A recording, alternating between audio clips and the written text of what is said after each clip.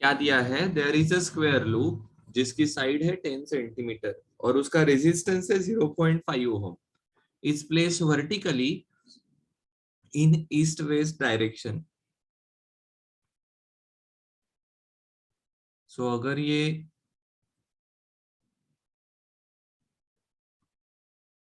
East west direction में ये loop रखा है कोई, ये नॉर्थ साउथ डायरेक्शन रहेगी, ठीक है। ये नॉर्थ, ये साउथ, इधर वाली ईस्ट और ये वेस्ट है, ठीक है। नॉर्थ साउथ डायरेक्शन में मैग्नेटिक फील्ड है 0.10 टेस्ला, ठीक है।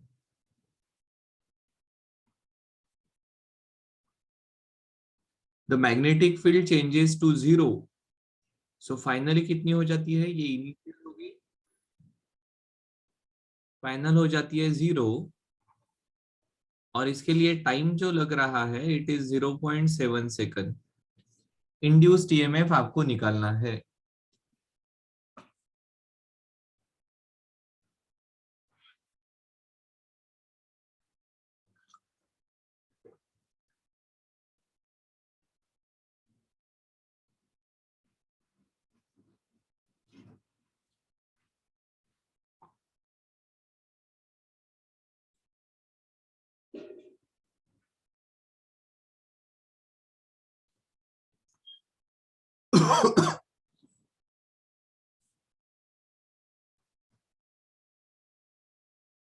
अब देखो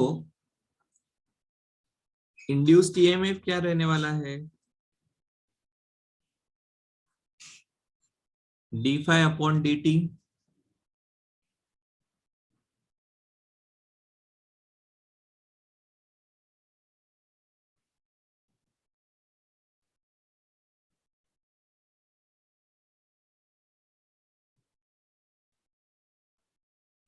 ओके, एक सिर्फ छोटा सा चेंज है, ये magnetic field north east direction में सेटअप की है।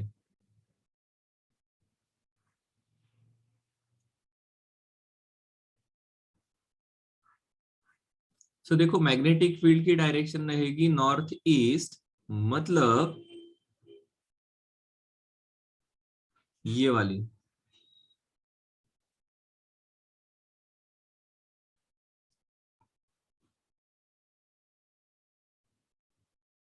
क्या सही है क्या,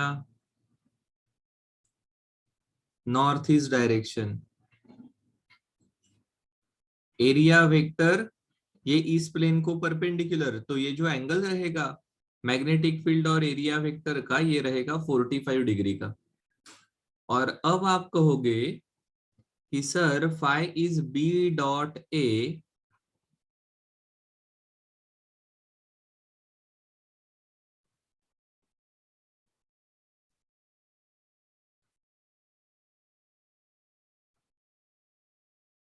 ठीक है, और B.A मतलब ये हो जाएगा d/dt of BA cos theta. अब देखो ये एंगल चेंज नहीं होने वाला है, एरिया चेंज नहीं होने वाला है, सिर्फ मैग्नेटिक फील्ड चेंज हो रही है। और dB/dt आपको डायरेक्टली दिया है, मैग्नेटिक फील्ड चेंज हुई है 0.10 to 0 और टाइम लगा है 7 सेकंड।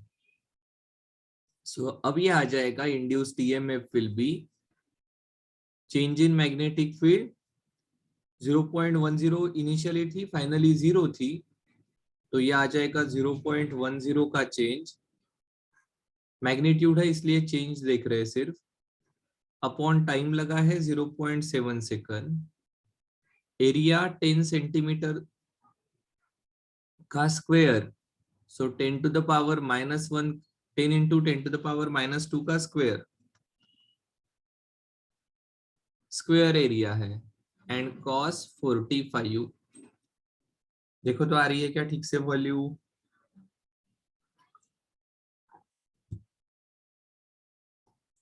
सो देखो ये इंड्यूस्ड ईएमएफ अब बन जाएगा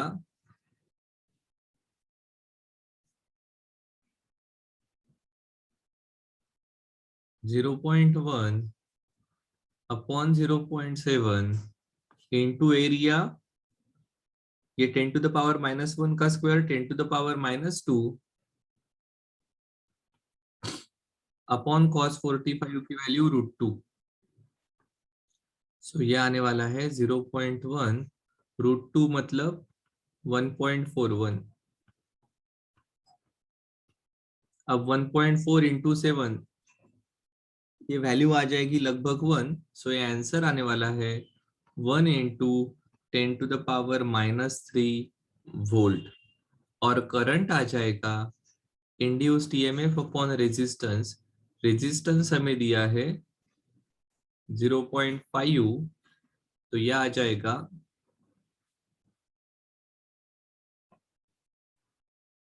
2 into 10⁻³ that is 2 milliampere. आया क्या ध्यान में? मैग्नीट्यूड निकाला, इसलिए फाइनल माइनस इनिशियल नहीं, चेंज कितना है वही निकाला। ठीक है,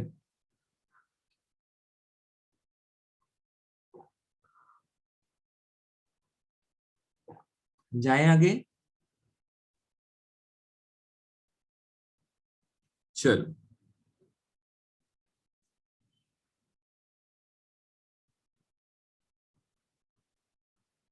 a circular coil of radius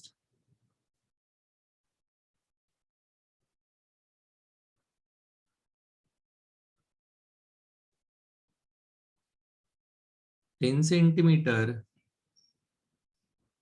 and 500 turns and resistance of 2 ohm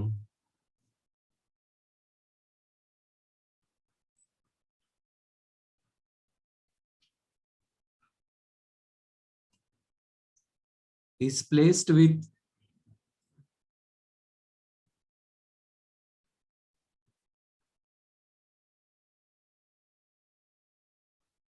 field is placed with its plane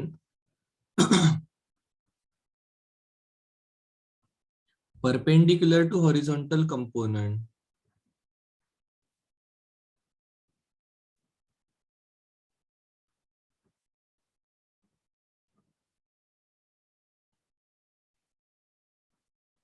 of Earth's magnetic field।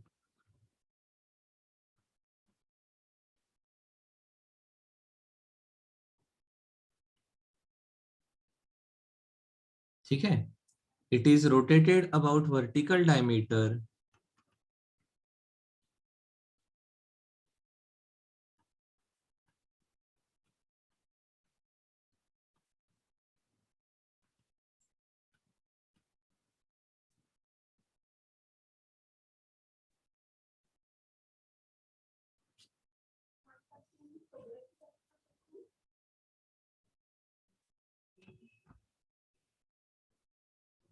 through 180 degree in 0.25 seconds। Estimate the magnitude of EMF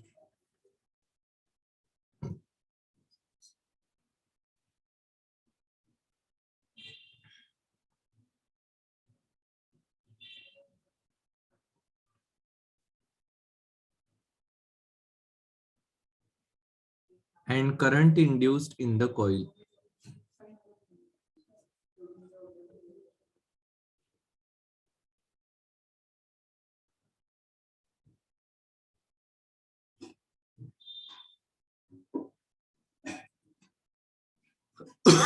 आपको दिया है horizontal component of earth magnetic field BH उस जगह पर है 3 into 10⁻⁻5 Tesla.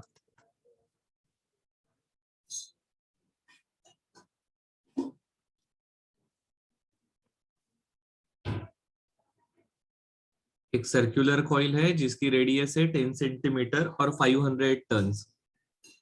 तो देखो,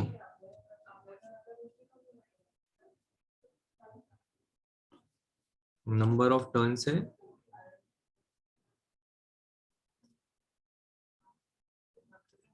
and resistance है 2 ओहम का। It is rotated about vertical diameter, ये जो वर्टिकल डायमीटर है ना, इसके अबाउट इसको रोटेट किया गया।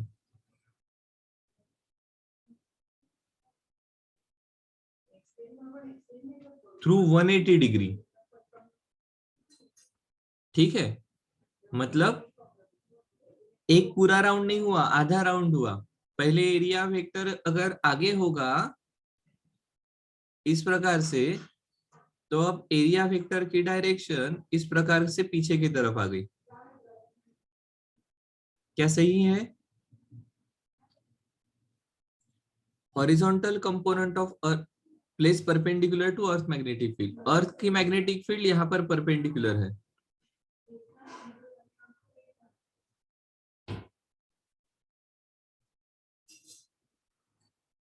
इस प्लेन को परपेंडिकुलर। क्या सही है? क्या क्या अगर हम हमारे सिंबल्स यूज करेंगे तो मैग्नेटिक फील्ड ऐसे रहेगी।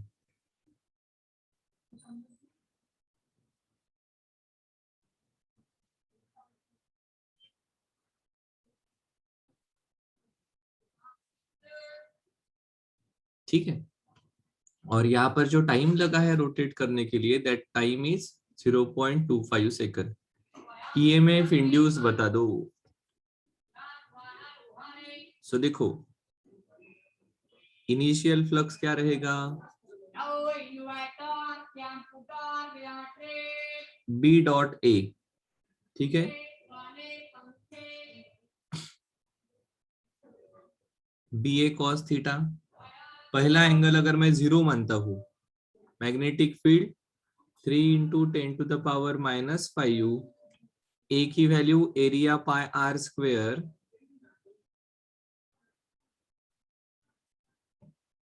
10 सेंटीमीटर, 10 × 10⁻², that is 10⁻⁻1 उसका स्क्वायर, इनटू cos 0। फाइनल आ जाएगा ये मैग्नेटिक फील्ड उतने ही, एरिया इतना ही, अब आ जाएगा cos 180। और इसलिए ये चेंज पूरा आ जाएगा। देखो 3π10⁻⁻7, ठीक है, और ये आ जाएगा -3π × 10⁻⁻7। क्या सही है?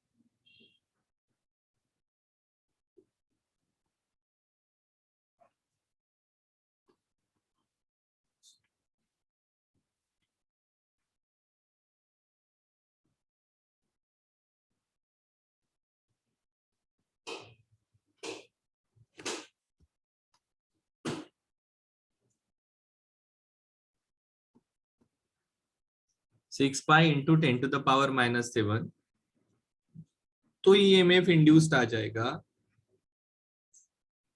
इन टाइम्स, क्योंकि इन नंबर ऑफ टर्न्स है, d∅/dt।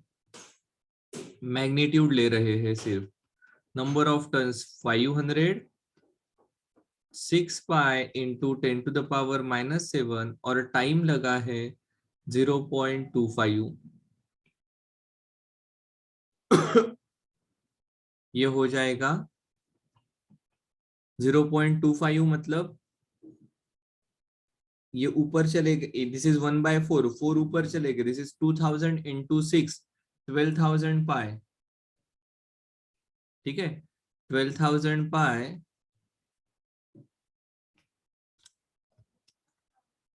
अब 1000 मतलब 10⁻3, तो ये हो जाएंगे 10⁻⁻4। और अगर कैलकुलेशन करते हैं तो ये वैल्यू 3.14 अगर पुट कर दिया तो देखो,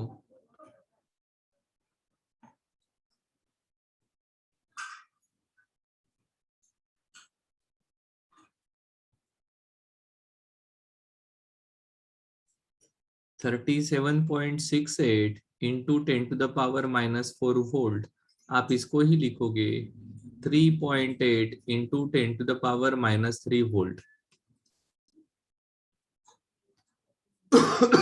और फिर हमारा करंट आ जाएगा ईएमएफ अपॉन आर। क्या सही है?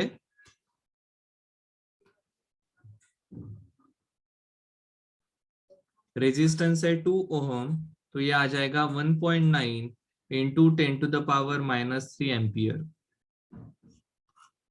ये हमारी नेसेसरी वैल्यूज रहेगी। सही है क्या?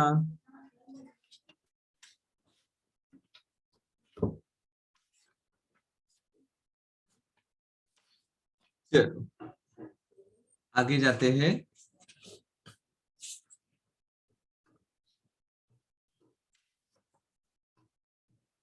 देखो एक बढ़िया एक डेरिवेशन भी है और एक क्वेश्चन भी है, थोड़ा लंबा क्वेश्चन है पर अपने को लिखना पड़ेगा।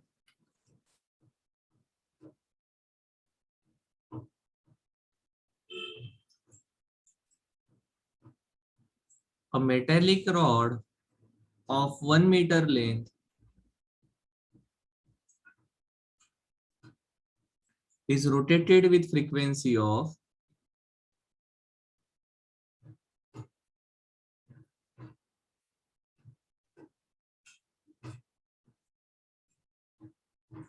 50 revolutions per second with one end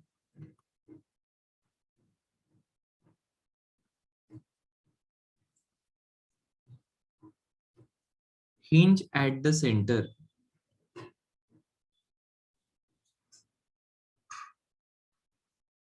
and other end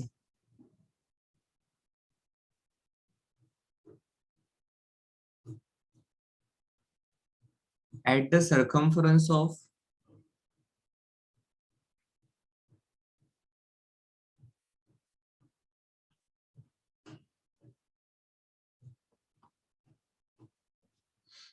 circular metallic ring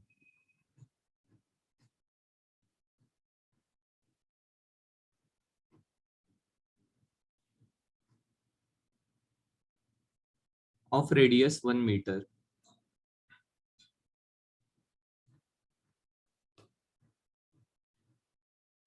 About an axis passing through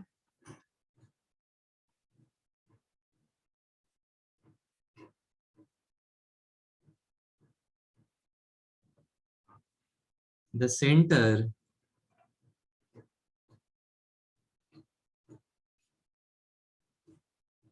and perpendicular to plane of the ring.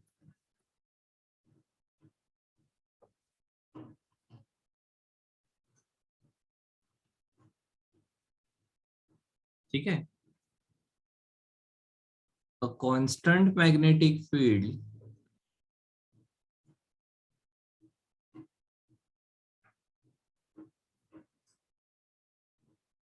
of 1 Tesla parallel to axis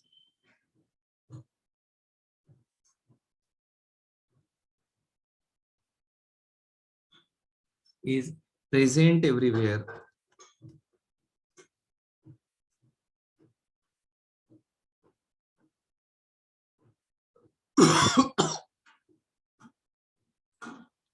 Find AMF between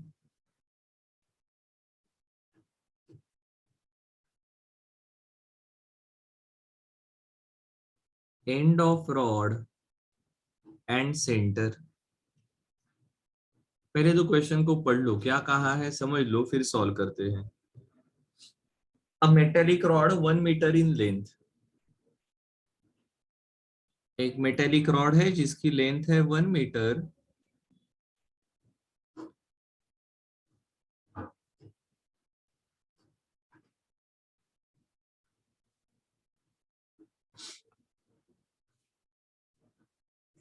is rotated with 50 revolution per second. ऐसे इसको rotate किया 50 revolutions per second और इसको hinge करके रखा है, ठीक है।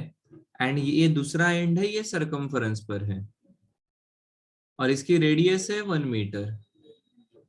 About axis passing through centre and perpendicular to plane of ring, ये जो एक्सिस है ये इस प्रकार से रहेगा, passing through centre and perpendicular to ring, ठीक है। आर पार जाएगा ऐसा एक्सिस।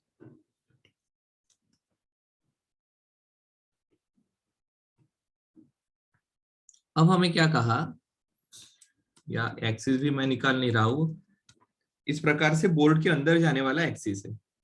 कांस्टेंट मैग्नेटिक फील्ड, ये मैग्नेटिक फील्ड यहां पर है, कितनी है ये 1 टेस्ला की। तो आपको ईएमएफ निकालने के लिए कहा है।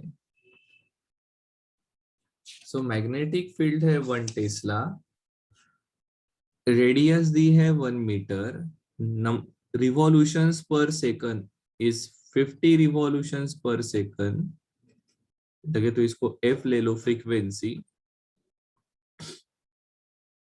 और लेंथ दी है 1 मीटर। अब देखो अभी होगा क्या यहाँ पर, जब ये रॉड रोटेट होगा ना, तो ये यहाँ का एरिया स्वाइप करने वाला है, ठीक है, ये एरिया कवर होगा। सो यहाँ पर जो इसके साथ एसोसिएटेड फ्लक्स है वो हमें निकालना पड़ेगा, ठीक है। कितना एरिया कवर करेगा, हमारा ईएमएफ का रिलेशन है D phi by D T, ठीक है, phi is B dot A,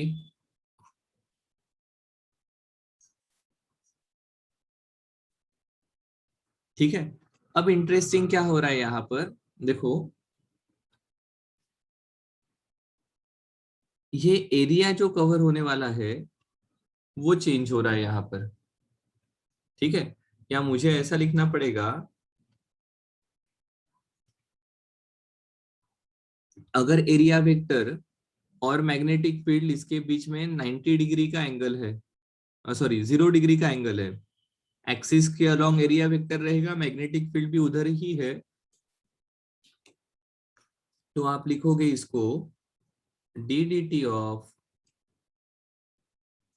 D A, theta की वैल्यू 0 है। बट अब देखो ये D D T of B A, क्या ये रोटेशनल ईएमएफ वाला पार्ट आ जाएगा क्या,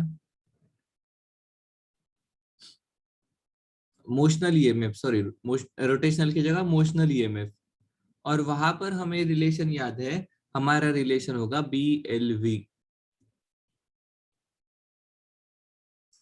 छोटा सा ईएमएफ जो इंड्यूस्ड होगा दैट विल बी बी, यहाँ पर रेडियस आ जाएगी और वेलोसिटी। अब ये वेलोसिटी को हमें ओमेगा इंटू आर लिखना पड़ेगा।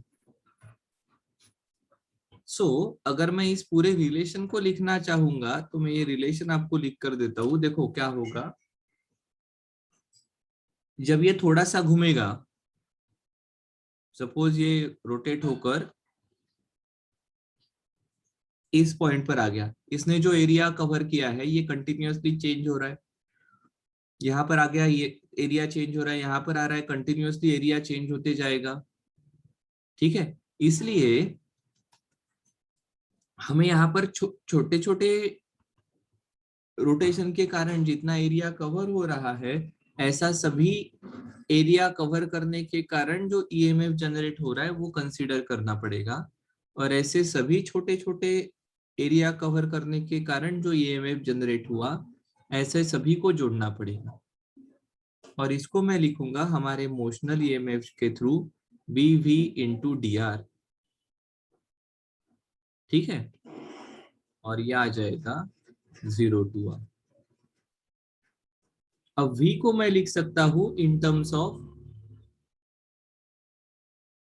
Omega into R, 0 to R, और अब b कांस्टेंट है, ओमेगा कांस्टेंट है, r डी आर का इंटीग्रेशन आ जाएगा आर स्क्वायर बाई 2, लिमिट रहेगी 0 टू आर, इनको पुट करते हैं, ये हो जाएगा b omega R square upon 2, but omega into R को मैं v लिख सकता हूं, सो इसको ही I can write as half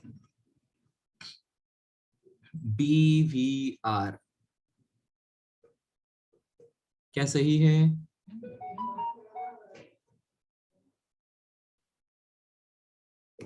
अब ये वैल्यू अगर मैं पुट करता हूं तो देखो मेरा रिलेशन बन जाएगा।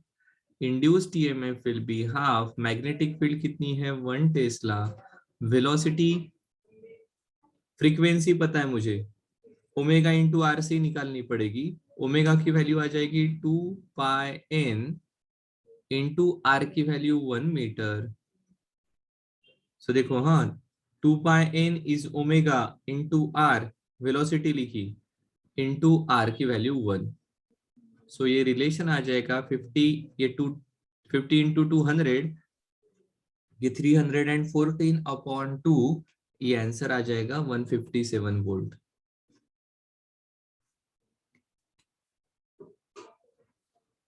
क्या सही है?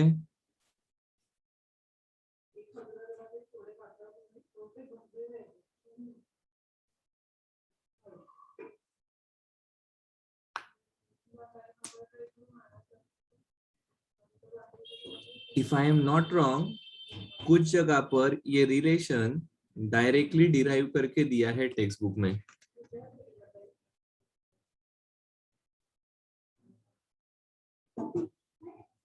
ठीक है, अपने स्टेट बोर्ड के बुक में भी ये रिलेशन का डेरिवेशन है। ठीक है,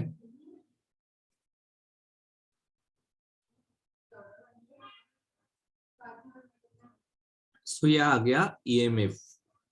अब दूसरा पार्ट, दूसरा क्वेश्चन करते हैं, बिल्कुल सेम टाइप का क्वेश्चन है। देखो क्या दिया है हमें क्वेश्चन में।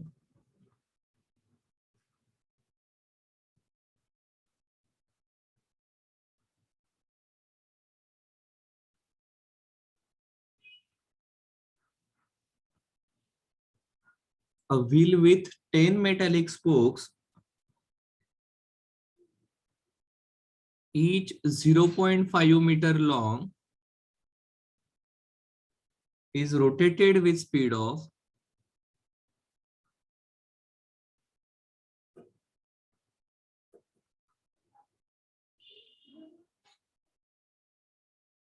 120 revolutions per minute in a plane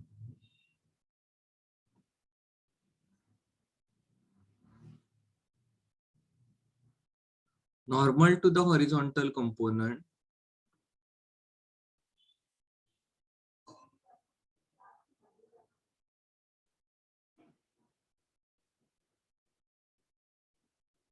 of Earth's magnetic field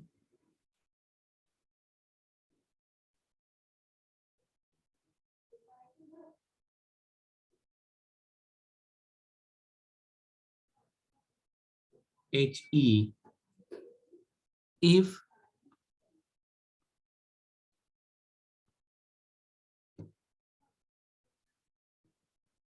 He is 0.4 Gauss, find induced EMF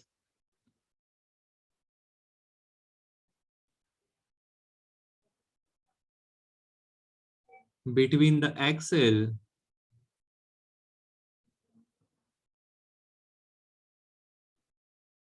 and rim of wheel।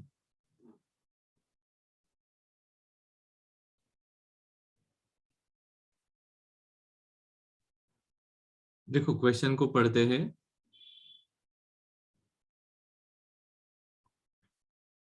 A wheel of 10 metallic spokes, कितने स्पोक्स है?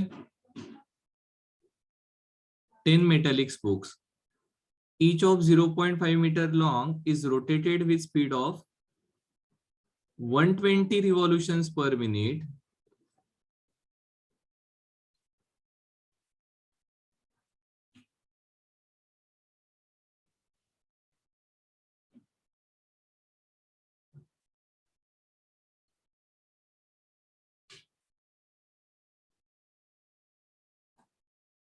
ऐसे स्पोक्स रहेंगे। हाँ, 10 नहीं निकाले अभी, 120 रिवॉल्यूशंस पर मिनट।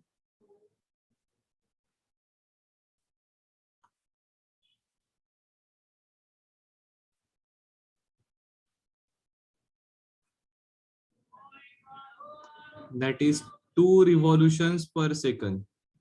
ठीक है, 1 minute is 60 second in a plane normal to horizontal component of earth magnetic field.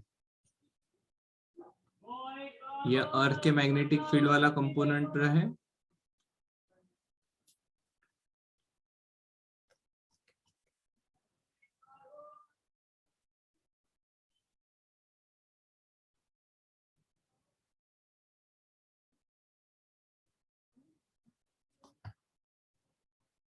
Magnetic field है 0.4 गॉस। इंड्यूस्ड ईएमएफ निकालना है। सो देखो, जैसे हमने देखा अभी, जब एक रोटेशन होगी,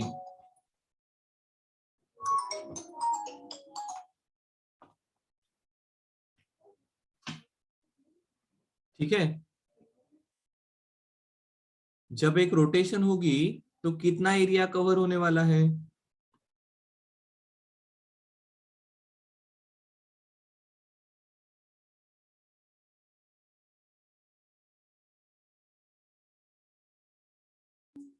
हाँ देखो, जब एक रोटेशन होगी तो ये वाला पहला वाला स्पोक एक पूरा राउंड कंप्लीट कर कर अपने जगह पर आएगा। ठीक है, सो जस्ट लाइक एक स्पोक की जो मोशन होने वाली है, वैसा ही हमें यहां पर लिखना पड़ेगा। क्योंकि देखो, नंबर ऑफ स्पोक्स भी अगर हो गए तो फर्क क्या पड़ने वाला है, एरिया कवर तो उतना ही होने वाला है। ठीक है, इसलिए हम कहेंगे induced EMF will be half, क्या रिलेशन निकाला था हमने, हाफ बी ओमेगा आर का स्क्वायर।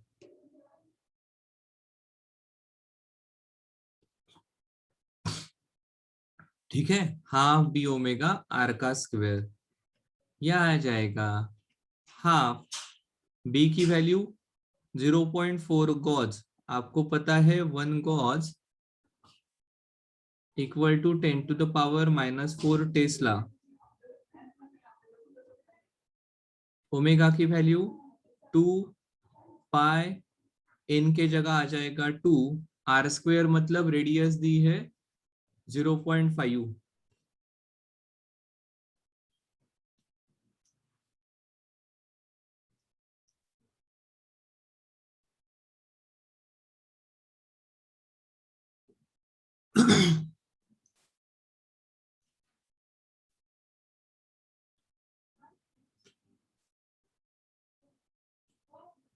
ठीक है, सो ये आंसर कितना आ जाएगा, 2 2 कैंसल, 0.5 2 जा 1, 0.54 जा 2, so 2 pi into 10⁻⁻⁴, 10⁻⁻5 आ जाएगा। दिस इज 0.4, 0.5, ये 0.2 आने वाला है इसका आंसर। सो 2 पाई इंटू 10⁻⁻5 वोल्ट।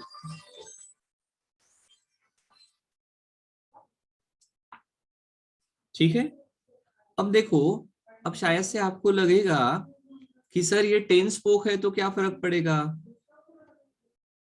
देखो, ये 10 स्पोक होने के कारण भी होने वाला ऐसा है, ये सेंटर वाला पॉइंट है मेरा और ये एंड पॉइंट है। जस्ट एक minute.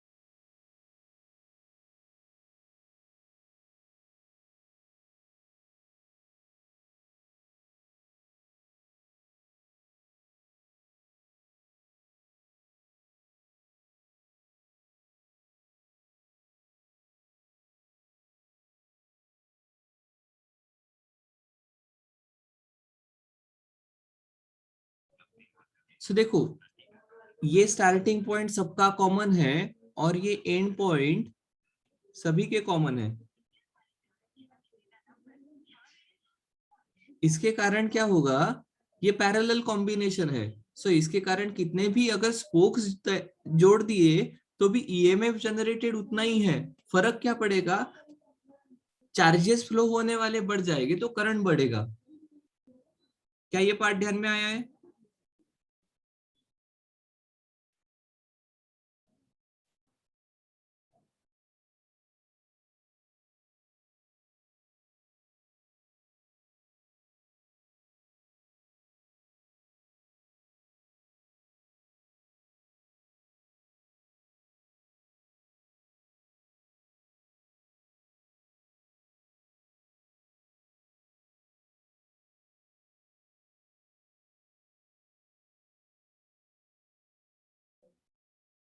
Two concentric circular coils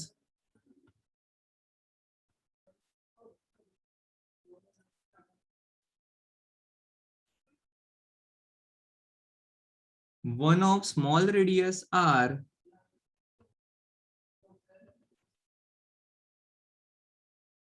and other of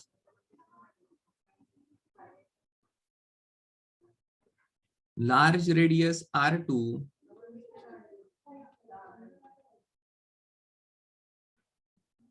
such that r1 is very small compared to r2 are placed coaxially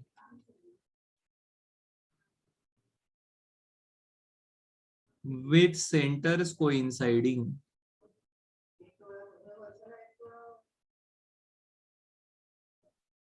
Obtain mutual induction.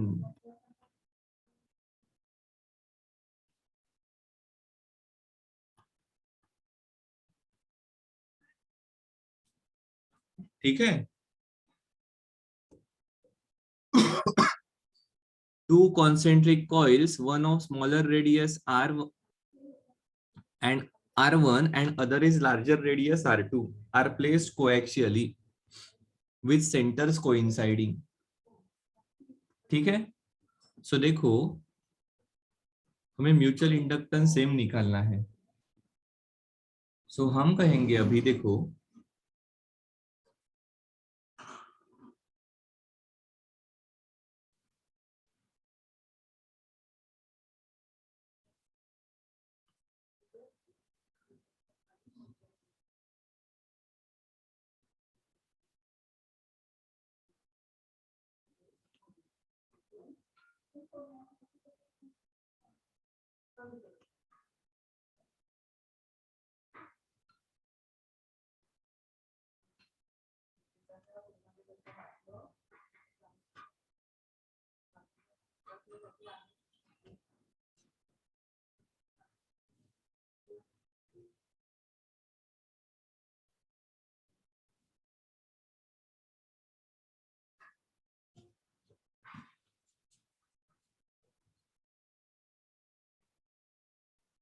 सो देखो, बड़े वाले की रेडियस r2 है,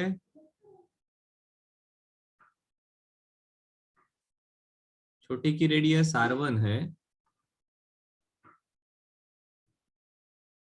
इसके साथ एसोसिएटेड फ्लक्स है, सॉरी इसके साथ एसोसिएटेड करंट है I2।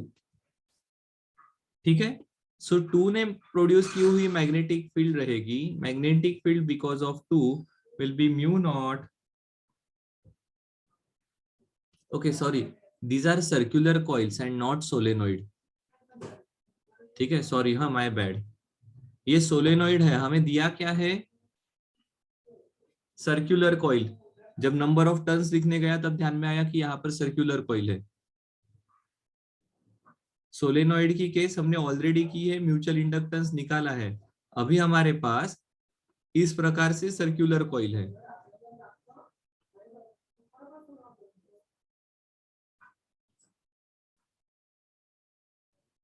अब यहाँ पर I2 करंट रहेगा, इसकी रेडियस है R1, इसकी रेडियस है R2। सो यहाँ पर मैग्नेटिक फील्ड रहेगी B2 ने प्रोड्यूस की हुई, mu naught I2 upon 2 times of R2। और इसमें से जो फ्लक्स 1 के साथ लिंक रहेगा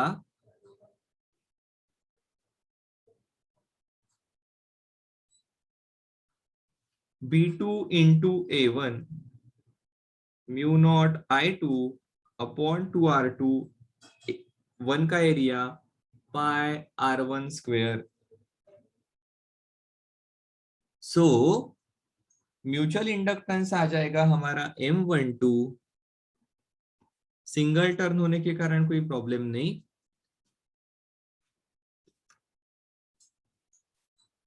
Φ1 N1 Φ1। सो N1 की वैल्यू 1 ही है, लगे तो मैं लिखता हूं 1 into mu naught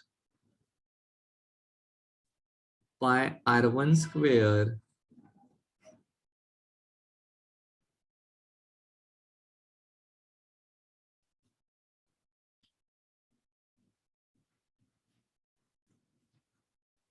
upon 2 times of R2। देखो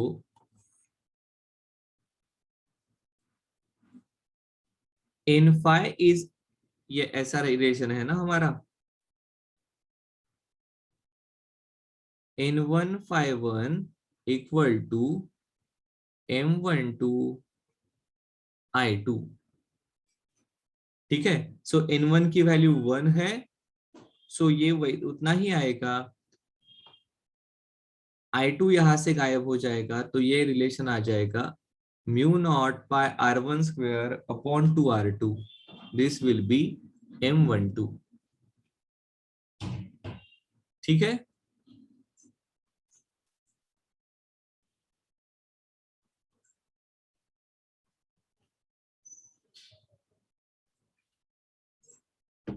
N1 की वैल्यू 1 है, तो Φ1 यही आपका M12 I2 रहेगा। यहाँ से I2 चला गया, तो जो बचता है mu naught by R1 square upon 2R2, ये हमारे म्यूचुअल इंडक्टेंस की वैल्यू रहने वाली है।